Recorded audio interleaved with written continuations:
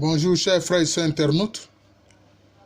Nous poursuivons nos vidéos sur la conquête coloniale et la colonisation. Alors, il faut dire qu'en général, les conquêtes sont parties de la côte pour se diriger vers l'intérieur. Parce que déjà, depuis plusieurs siècles, les nations européennes étaient sur la côte et commerçaient avec les Africains. Voilà. Depuis le 15e siècle. Et donc, quand vers la fin du 19e siècle, ces nations européennes décident de la conquête coloniale, elles partent donc pour la plupart de la côte. D'ailleurs, c'est par des navires qu'elles arrivent sur la côte. Et donc commence la conquête à partir du sud pour s'orienter vers le nord. C'est ce qui s'est passé en général. Alors, qu'est-ce que ces nations européennes voulaient à travers la conquête coloniale? Elles voulaient simplement des richesses, des matières premières agricoles, des matières premières minières, des matières premières minérales, pour leur économie, pour leur enrichissement. C'était le but. C'était le but. C'est ainsi qu'on voit, notamment en Côte d'Ivoire, en Gold Coast, faire planter de force du café, du cacao. Parce que ces nations-là introduisent en plus leur monnaie. Donc, les Africains, pour pouvoir payer l'impôt, devaient tout faire pour avoir la monnaie européenne.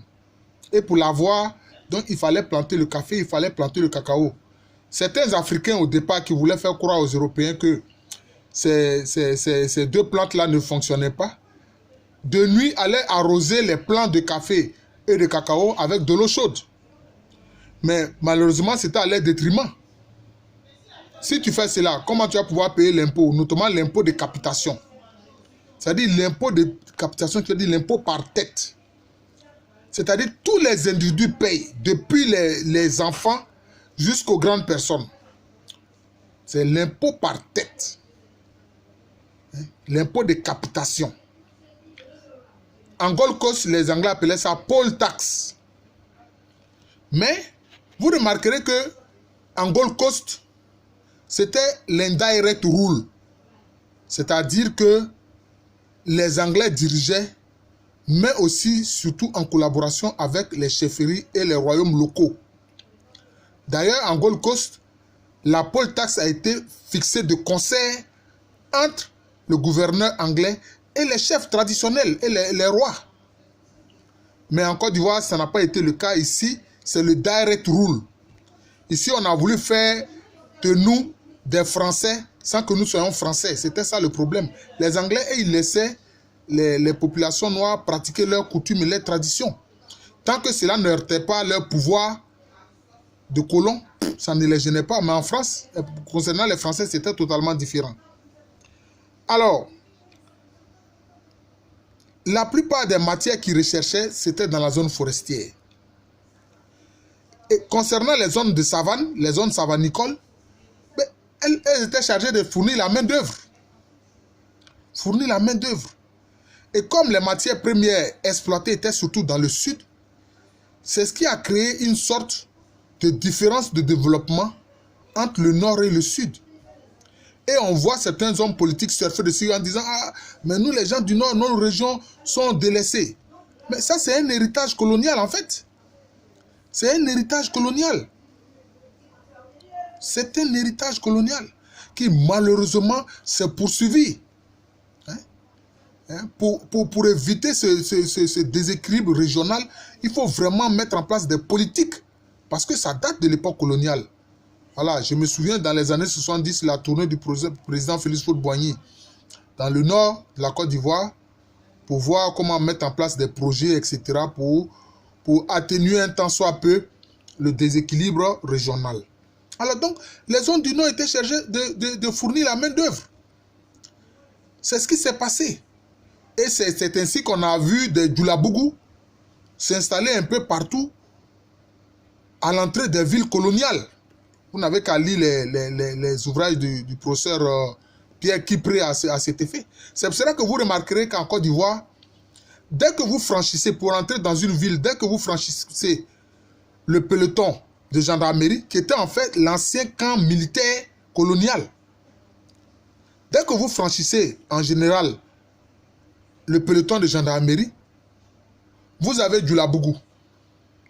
Et puis plus loin encore, et puis vous trouvez maintenant le quartier des autochtones de la région. C'était comme ça. Et la voie ferrée qui a été mise en place, les voies ferrées qui ont été mises en place, c'était juste pour transporter les matières premières agricoles, minières et minérales de l'intérieur vers la côte, là où ces voies ferrées-là aboutissent au port. Aboutissent au port. En Côte d'Ivoire, c'était au départ le port unique d'Abidjan. C'était comme ça. Voilà. Et eux qui se disent champions de la liberté, les Européens, parce que quand ils sont venus, ils ont interdit d'après eux l'esclavage. Parce que l'esclavage était pratiqué en Afrique. Alors, ils mettent fin d'après eux à l'esclavage. Mais qu'est-ce qu'ils font? Ils instaurent le travail forcé. Mais le travail forcé, c'est une autre forme d'esclavage. Moi, je ne vois pas la différence entre un esclave et puis un homme soumis au travail forcé. Voilà, c'est ce qui s'est passé. Voilà. Donc, ils instaurent le travail forcé. Voilà, ils instaurent le travail forcé. Et c'est ainsi qu'on va voir des gens venus du nord, du pays des Mossé, notamment du Burkina Faso actuel, c'était à l'époque la Haute-Volta, notamment du pays Sénoufo et autres.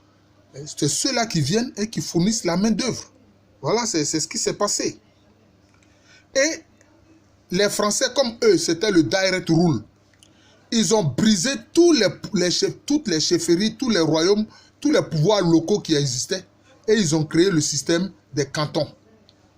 Les chefs cantons ne sont autres que des chefs que les Français ont mis en place au détriment des véritables chefs traditionnels, des véritables rois traditionnels qui existaient anciennement. Alors que dans l'Indirect Rule, c'est-à-dire la gouvernance indirecte pratiquée par les Anglais, ils ont laissé en place ces chefferies et ces royaumes. Voilà. Et donc, ce qui fait que leurs coutumes, etc., leurs traditions ont été perpétuées tranquillement. Alors qu'ici, là, il y a eu totalement un bouleversement, une volonté de détruire nos traditions, nos coutumes, notre culture, pour faire de nous de mauvaises photocopies, pour ne pas dire de mauvaises copies du français. Finalement, nous sommes des hybrides, nous ne sommes pas nous-mêmes, nous ne sommes pas français. C'est ce qui s'est passé, alors que dans le système britannique, c'était différent. C'est pour ça que vous voyez qu'au Ghana actuel, comme au Nigeria actuel, mais les gens ont conservé leurs coutumes, leurs traditions avec beaucoup plus de force que nous ne l'avons fait ici en Côte d'Ivoire dans le système francophone. Voilà. Donc, les cantons, c'est une création des colons. Ça n'a rien à voir avec nos chefferies et nos royaumes traditionnels.